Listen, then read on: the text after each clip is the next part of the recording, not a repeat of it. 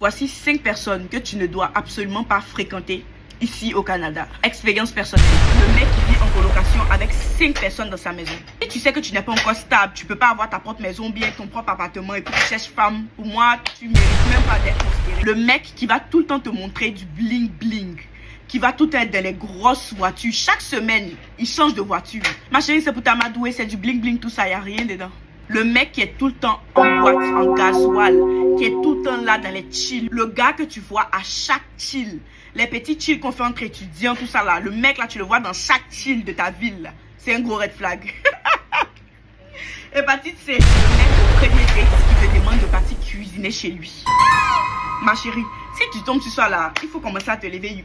You need to leave. Ça te dit déjà long sur la relation. Tu vas cuisiner jusqu'à toi-même tes mains vont s'effriter. Le gars qui n'a pas une situation régulière. Le gars, il fait des travaux qui sont pas vraiment déclarés. Il est supposé être étudiant, mais tu le vois jamais aux études. Tu le vois toujours en train de travailler. Méfie-toi de ça. Voilà. Il y a quelques points sur lesquels j'aimerais revenir. Et le premier point, c'est celui de la colocation. Les filles, il ne faut pas écarter quelqu'un, mettre quelqu'un de côté, un gars, parce que le gars vit en colocation en fait. Vous ne connaissez pas les projets des gens que vous fréquentez. Un gars peut décider de vivre en colocation parce qu'il veut économiser, parce qu'il a des objectifs, parce qu'il veut s'acheter sa maison, il veut prendre un appartement qu'il faut, il veut réaliser quelque chose, ok? Donc, cette personne-là décide tout simplement de vivre en colocation pendant une période donnée. Ou tout simplement parce que le coût de la vie est extrêmement élevé ici au Canada, on le sait. Vous-même, vous connaissez le coût des loyers. Ici, là, on n'en parle pas. Donc, ce n'est pas donné à tout le monde de pouvoir avoir un appartement, avoir une maison et tout. Donc, le fait de vivre en colocation ne fait pas de toi un sous-homme ou ne fait pas de toi un homme avec lequel une fille ne peut pas sortir. En dehors de vivre en colocation, la personne a d'autres qualités. Donc, ne vous limitez pas tout simplement à ce que, au fait que le gars vit. Si c'est le fait peut-être que il vit en colocation et tout, on n'aura pas d'intimité, on ne pourra pas faire des trucs, les gens vont nous entendre. Il y a des solutions. Tu peux aussi l'inviter chez toi, il peut venir là-bas, ou vous pouvez aller dans des lieux pour un peu d'intimité, quoi. En plus, même si c'est en colocation, les chambres là, ils sont quand même isolés, hein, ou bien vous n'allez pas faire des trucs comme des ports non plus, quoi. Donc, pour moi, le fait de vivre en colocation ne devrait pas discriminer un gars ou une fille, ok? Donc, regardez plus que ça. Deuxième point, le bling bling. Bon, côté bling bling là, j'ai pas vraiment beaucoup de choses à dire. Il y a des gens qui ont et qui veulent le montrer. Est-ce que c'est un problème? Moi, je pense pas. Si tu as tes moyens, tu aimes les voitures, tu aimes le bling bling, tu aimes le paraître, c'est ce que tu es. En dehors de ça, tu as d'autres qualités. Pourquoi pas? Si la personne a travaillé son argent à la sueur de son front, il veut profiter de ce qu'il a récolté, où est le problème?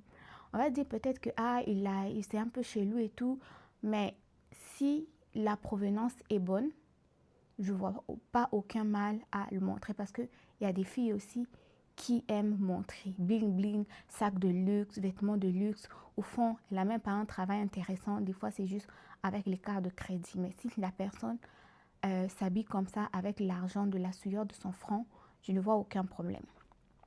Quatrième point, situation. Bon, au niveau de la situation, là encore, il y a des choses à dire. Vous ne connaissez pas la planification de la personne, vous ne connaissez pas les projets de la personne. Il faut voir au-delà, prendre le temps de connaître les gens. Ne vous limitez pas à ce que vous voyez dès le début, mais essayez de voir plus que ce que vous voyez à l'extérieur. Au niveau des emplois non déclarés, ça par contre, je suis d'accord. Il faut être avec quelqu'un qui a un emploi qui est quand même légal.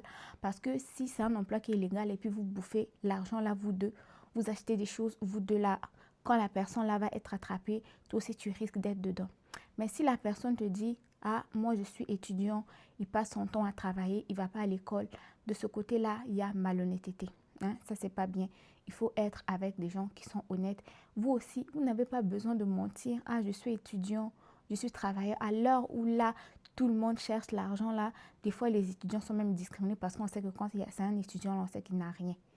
Donc, pour les personnes qui aiment l'argent, ils vont discriminer les étudiants. Alors que quand tu es travailleur, il y a des gens, ah, il travaille, il a son petit argent, il se débrouille, il peut payer ses affaires tout seul.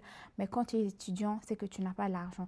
Mais si toi, tu travailles, quand tu es étudiant, c'est peut-être parce que tu as honte de ton travail et tout, mais tu ne devrais pas, quoi. Donc, voilà. Donc, les gars, les filles, qu'est-ce que vous pensez de tout ça là? Moi, je pense que les différents points, c'est des choses à regarder, mais il ne faut pas seulement s'arrêter à ça dès le début. Il y a plus que ça. Et aussi, quand vous voulez discriminer les gens sur tel point, essayez de regarder de votre côté si c'est mieux. N'est-ce pas? À bon entendeur, salut!